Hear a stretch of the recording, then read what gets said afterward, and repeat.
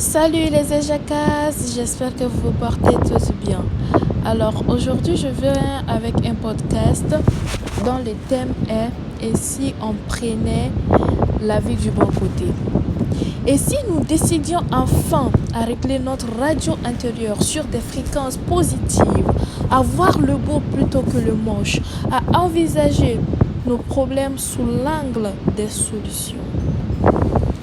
Chers Ajakas, de plus en plus de personnes désirent laisser de côté le défaitisme et les critiques qui les environnent bien souvent. Ce podcast peut les y aider. La pensée positive peut apporter un sentiment de facilité là où l'on a souvent appris à voir des limites. Elle constitue ainsi une forme d'orthopédie mentale dans nos sociétés survalorisant les risques au détriment des opportunités. La pensée positive est à la fois une philosophie, un art de vivre et un outil de développement professionnel et personnel. Pourtant, résultat d'une sagesse multiculturelle, elle n'a rien de nouveau. Extrait du PDF 365 jours sur la voie des pensées positives. On l'oublie trop souvent. On peut donner non seulement ce que l'on a, mais aussi ce que l'on est. Un homme déclare « Je me sens fort malgré leur manigance. Les femmes ne peuvent pas me séduire. » Et il se prend pour un ascète. Mais qu'il se trouve quelque temps parmi de jolies jeunes filles. Et on verra comment il va agir. Et d'autres qui se prétendent honnêtes et bons, laissez-leur beaucoup d'argent entre les mains. Donnez-leur de grands pouvoirs. Est-il certain qu'ils n'en profiteront pas pour s'enrichir malhonnêtement ou couper quelques têtes? Celui qui est véritablement fort, c'est dans les situations où il est le plus exposé aux tentations qu'il montre sa force et qu'il devient même plus fort, plus éclairé, plus noble. Ce sont des formes d'examen et au lieu de l'ébranler, ces examens lui permettent de découvrir en lui des ressources qu'il ne soupçonnait pas. Tant qu'un être n'a pas fait ses preuves, on ne peut pas vraiment le connaître et d'ailleurs lui-même ne se connaissait pas non plus. C'est après qu'il se connaît, c'est après qu'il prend conscience de sa force et de sa faiblesse. Voyez comme certains mots ont été transformés de manière que l'on comprenne clairement leur signification. Prenons le mot préoccupation et scindons-le en deux. Préoccupation, il signifie s'occuper d'une chose afin qu'elle ne se produise. Qui donc dans tout cet univers possède l'aptitude de s'occuper de quelque chose qui n'est pas encore arrivé? Ne soyez jamais préoccupés. Soyez attentifs à votre destin et à votre chemin. Apprenez tout ce que vous devez savoir pour bien manier l'épée de lumière qui vous a été confiée. Observez comment luttent vos amis, vos maîtres, vos ennemis. Entraînez-vous suffisamment, mais ne commettez pas la pire des erreurs qui serait de croire que vous savez quel coup votre adversaire va vous porter.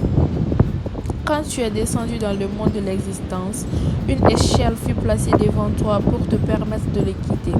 D'abord, tu fus un minéral, puis une plante. Ensuite, tu es devenu un animal. Comment peux-tu ignorer cela? Puis tu fus un homme doué de raison, de connaissance, de foi. Considère ton corps issu de la poussière. Quelle perfection il a acquise! Quand tu auras dépassé la condition d'homme, tu deviendras sans nul doute un ange. Alors tu en auras fini avec la terre. Ta demeure sera le ciel. Dépasse même ta condition angélique. Pénètre dans cet océan et ta goutte d'eau deviendra la mer. Vous ne pouvez être que ce que vous êtes. Détendez-vous. L'existence a besoin de vous tel que vous êtes. Les murs ne sont pas toujours au dehors. Dans tous les murs, il y a une lézard. Dans toutes les arbres, très vite, il y a un peu de terre. Dans cette terre, la promesse d'un germe. Dans ce germe fragile, il y a de l'espoir d'une fleur. Et dans cette fleur, la certitude ensoleillée d'un pétale de liberté. Les murs les plus cachés sont souvent au-dedans. Et dans ces murs aussi, il y a des lézardes. Laisse pousser les fleurs. Elles sont les germes de la vie à venir. Ainsi, dois-tu considérer ce monde qui fuit, une étoile à l'aube une bulle sur un ruisseau, la lueur d'un éclair dans un nuage d'été, une lampe qui vacille, un fantôme, un rêve. Dans l'état du triomphe, on peut goûter une jouissance d'orgueil telle qu'elle donne l'illusion du bonheur. Mais cette surexcitation passagère est loin de la vraie et pure joie qui nous monte au cœur quand nous sommes seuls. En automne, j'y récoltais toutes mes peines et les enterrais dans mon jardin. Lorsqu'avril refleurit et que la terre et le printemps célèbrent leurs noces, mon jardin fut jonché de fleurs splendides et exceptionnelles. Les paroles appellent, les visages fascinent, les gestes aimantent et soudain tout ce complot du visible est chaud. Soudain nous devenons rêveurs, c'est-à-dire ramenés à l'essentiel par la vie d'une fleur si pauvre, si proche de la terre qu'il faut presque s'agenouiller pour bien la voir et méditer sa leçon de silence. Soyez à vous-même votre propre refuge, soyez à vous-même votre propre lumière. Il ne suffit pas de faire chaque soir son examen de conscience comme on dit, c'est plusieurs fois dans la journée qu'il faut se poser cette question. Voyons comment je sens les choses dans mon cœur. Est-ce le véritable amour?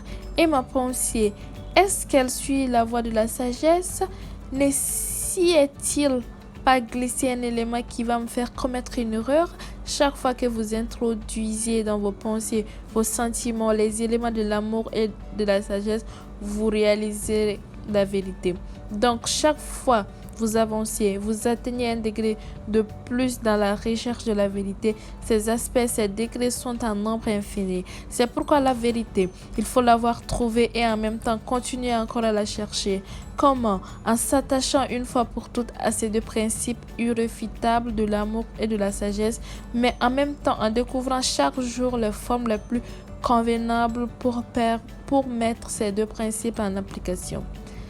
On ne se débarrasse pas d'une habitude en la jetant par la fenêtre. Il faut lui faire descendre l'escalier marche après marche. Quand plusieurs routes s'offriront à toi et que tu ne sauras pas laquelle choisir, n'en prends pas une au hasard, mais assis-toi et attends, respire profondément avec confiance, comme le jour où tu es venu au monde sans te laisser distraire par rien. Attends encore et encore, ne bouge pas. Tais-toi et écoute ton cœur. Puis quand il te parlera, lève-toi et va où il te porte. Va où ton cœur te porte. Le guerrier se concentre sur les petits miracles de la vie quotidienne. S'il est capable de voir ce qui est beau, c'est qu'il porte en lui la beauté, puisque le monde est un miroir qui renvoie à chacun l'image de son propre visage. Bien qu'il connaisse ses défauts et ses limites, le guerrier fait son possible pour conserver sa bonne humeur dans les moments de crise. En fin de compte, le monde s'efforce de l'aider, même si tout alentour semble dire le contraire. La valeur d'un acte ne se mesure pas à sa dimension physique ou matérielle, mais à l'intensité d'amour qu'on y met. L'homme qui n'a rien à perdre est redoutable. La logique est une manière méthodique de se tromper en toute confiance. Jugez votre succès parce que vous avez dû abandonner pour l'obtenir. Vis un jour à la fois.